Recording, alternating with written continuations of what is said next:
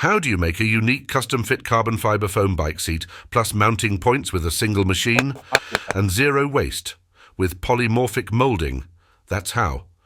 28,224 pins automatically moving into predefined positions using a CAD model in minutes, creating an infinite amount of shapes, and it is completely reusable. One mould, infinite uses. How does it work? Our polymorphic 28K machine shapeshifts our polymorphic moulds, which are high-density pin moulds, in just 20 minutes, just like how a computer rewrites a flash drive or memory stick. One machine, infinite moulds, infinite uses, zero waste. Steps to making a custom bike seat. Step 1.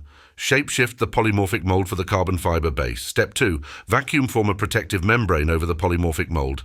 Step 3. Lay up your carbon fibre weave with resin and cure. Step 4. Shapeshift the polymorphic mould for the polyurethane foam seat. Step 5. Shapeshift the polymorphic mould into a bonding fixture to hold the parts for bonding the foam seat to the base.